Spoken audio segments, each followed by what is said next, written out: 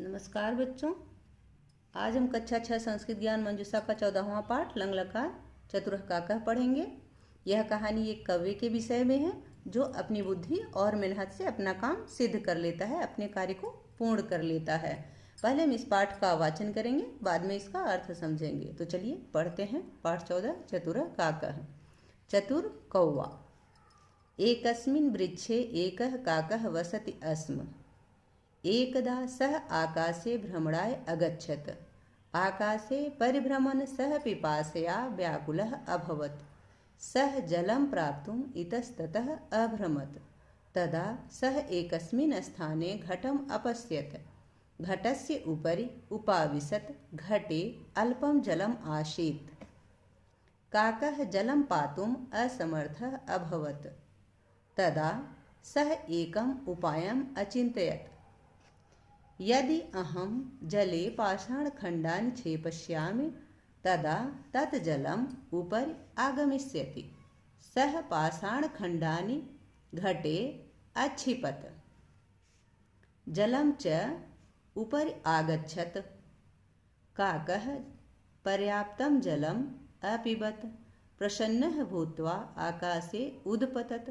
बुद्धिबलेन किं न कर्तुं शक्यते। चलिए अब अर्थ जान लेते हैं। पाठ 14 लंग लकार चतुरः काकः चतुर कौवा। एकस्मिन् वृक्षे एकः काकः वसति अस्म।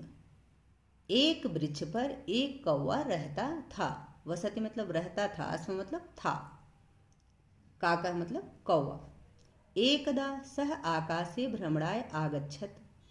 एकदा मतलब एक बार, सह मतलब वह, आकाश से मतलब आकाश में, भ्रमणा यानी भ्रमण करने के लिए, अगच्छत आया, उड़ा, ठीक है, निकला। एकदा सह आकाश से भ्रमणाय अगच्छत। एक बार वह आकाश में भ्रमण करने के लिए आया, निकला। आकाशे परिभ्रमण सह पिपासया व्याकुलः अभवत्। आकाश में भ्रमण करते हुए, परिभ्रमण मतलब भ्रमण करते हुए, सह वह पिपास्या यानी प्यास से, व्याकुलः मतलब व्याकुल, अभवत मतलब हो गया। आकाश में भ्रमण करते हुए वह प्यास से व्याकुल हो गया। सह जलम प्राप्तुम इतस्ततः अभ्रमत। वह जल प्राप्तुम, जलम प्राप्तुम जल प्राप्त करने के लिए, इतस्ततः इधर उधर, अभ्रमत घूमने लगा। वह जल प्राप्त करने के लिए इधर उधर घूमने लगा। तदा सह एकस्मिन् स्थाने घटम अपश्यत्। तदा मतलब तब, वह एकस्मिन् स्थाने एक स्थान पर, घटम मतलब घड़ा, अपश्यत् मतलब देखा, तब उसने एक स्थान पर घड़ा देखा। घटस्य ऊपर उपाविशत्। घटे अल्पम जलम आसीत्। घड़े के ऊपर उपाविशत बैठकर उसने देखा कि घड़े में अल्पम जलम आसीत, घड़े में बहुत थोड़ा, अल्पम मतलब अल्प, थोड़ा, थोड़ा सा जल था। घड़े में बहुत थोड़ा सा जल था। काकः जलम पातुम असमर्थः अभवत्।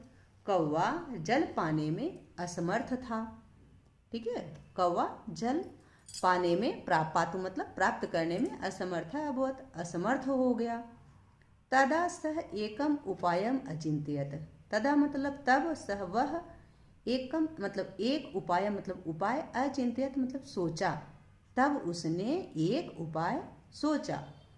यदि अहम जले पाषाण खंडानि क्षेपयिष्यामि। यदि मैं जल में, जले मतलब जल में, पाषाण खंडानि यानी पत्थर के टुकड़े, क्षेपयिष्यामि मतलब डाल देता हूँ। यदि मैं जल में पत्थर के टुकड़े डाल देता हूँ, तदा तत् जलम ऊपर आगमिष्यति, तब उसका जल ऊपर आ जाएगा। आगमिष्यति मतलब आ जाएगा। तो उसने एक उपाय सोचा कि यदि मैं इसमें पत्थर के टुकड़े डाल देता हूँ तो इसका जल ऊपर आ जाएगा। सह पाषाण खंडानि घटे अक्षिपत।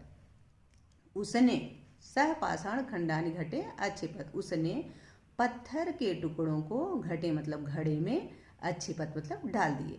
तब जाके उसने क्या किया कि पत्थर के टुकड़े ला ला के घड़े में डाल दिए। जलम च उपरि आगच्छत, जब उसने पत्थर के टुकड़े डाल दिए घड़े में तो क्या हुआ कि जलम च उपरि आगच्छत, जल जो है वह ऊपर आ गया।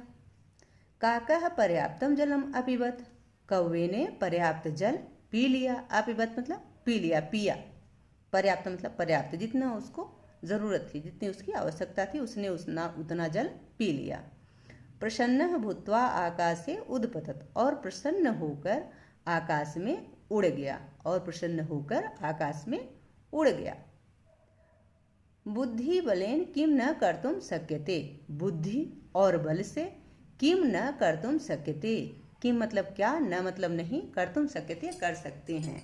बुद्धि और बल से क्या नहीं कर सकते हैं, अर्थात बुद्धि और बल से सब कुछ कर सकते हैं। जिस प्रकार कौवे ने अपनी बुद्धि और बल से अपना काम पूरा कर लिया, अपना कार्य सिद्ध कर लिया, उसी तरह से कोई भी अपनी बुद्धि और अपने बल से अपने कार्य को सिद्ध कर सकता है, अपना कार्य पूरा कर सकता है। ठीक है।